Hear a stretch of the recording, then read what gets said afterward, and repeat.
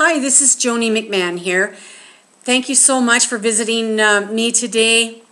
I'm going to share with you 3 stories of people who have transitioned from knowing that there was something not well within them back into the vibrant souls that they were.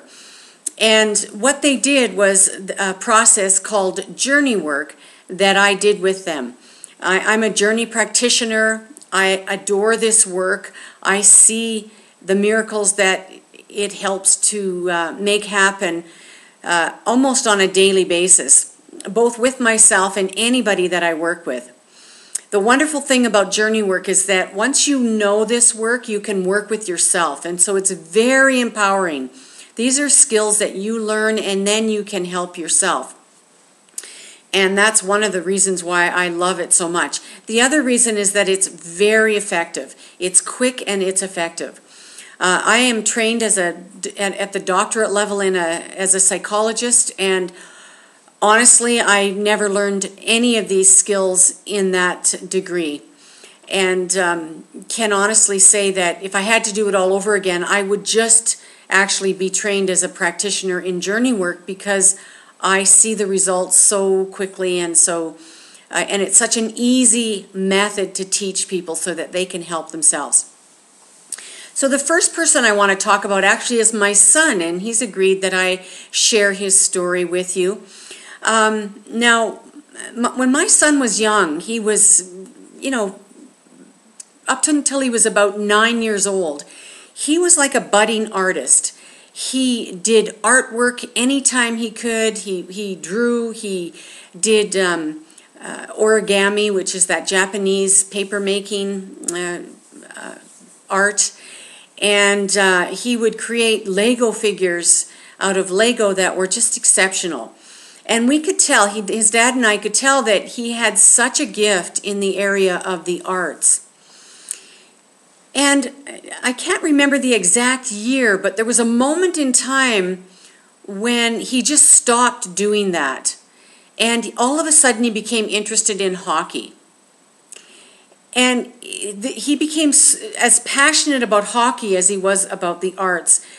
And my husband and I were very baffled about this transition that happened so abruptly. He never did go back into the arts until I started to work with him. And anyway, he had this amazing hockey career as a goalie and did exceptionally well. And then when I got trained in this work of journey work, I did a process with him. And what he did was he went back to a memory in time. And I'm going to share that because it can show you how quickly and easily events from our life can get stored in the body and then start to create dis-ease, so to speak. So he was driving in downtown Vancouver with my husband. He and my husband were driving together, and it was a very busy day. And my husband was trying to keep his eyes on the traffic, and my son was in the back seat. And my son said to my husband, "Dad, I want you to listen to me howl like a wolf and tell me how it sounds." And so he proceeded to howl like a wolf in the back seat. And my husband, who was quite, taken aback by the loudness of it and also just by how it disrupted him in his driving, and he just turned to my son and he said, "Stop it. I'm trying to drive." And he kind of said that with a tenseness, an abruptness that most anybody would do that's trying to drive in traffic and was being disrupted. Well, for some reason, this event got stored in my son's body, and that was the event that ceased his art life for a short time.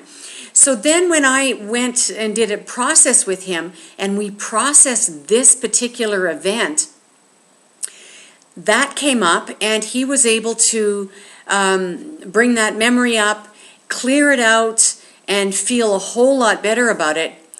And honestly, within a week after that, he picked up a guitar and he has been writing and playing music ever since then.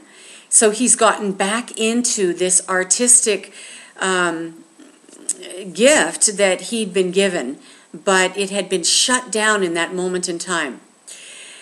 So that's the first story that I'd like to share with you.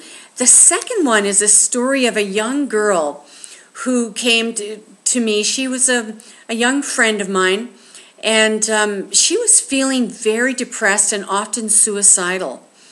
And, I asked her if she'd like to find out what was the root cause of this and to feel better, and of course she said yes. And so when we went and did a process together, what she unfolded was her parents' divorce and how that divorce had impacted her. She had actually blamed herself in some ways for the divorce of her parents, which of course we all know that's not true. And so she was able to bring that memory up, clear it, feel better about it, see her role in it for what it was, a very minor part, and she was not the cause of the divorce at all. She saw that. She could see that through the process. And within a week after that process, this young woman felt the depression had lifted, and to this day she hasn't had any suicide thoughts or depression, really. And the third case, the third study, the third person that I'd like to talk about is a young man who witnessed his father's death, actually. His father died at home very suddenly of a heart attack. And this person had had an argument with his father a couple of hours before this event. And for some reason, after his death, first of all, he was, of course, stunned and grief-stricken by the death of his father. But he began to go into a very dark depression. And when I talked with him and asked him if he'd like to help clear some of this so that he felt better, what he discovered is that he thought he was to blame for his father's death. And through this process, he was able to clean that memory up, feel better about the whole situation, and of course move into the magnificent person that he was. So he was able to really release all the grief and all the angst around that event. So these are just three stories of how journey work has helped people. I know I've shared some of my own in the first video about issues being stored in our tissues. That's all I want to say for today. I just am so delighted to be able to share this work with you. My website is joniemcmahon.com. Should you be interested in doing a journey process and experiencing some of this work, you can find out how to reach me on my site. Take good care, have a great day, and thank you so much for listening. Bye for now.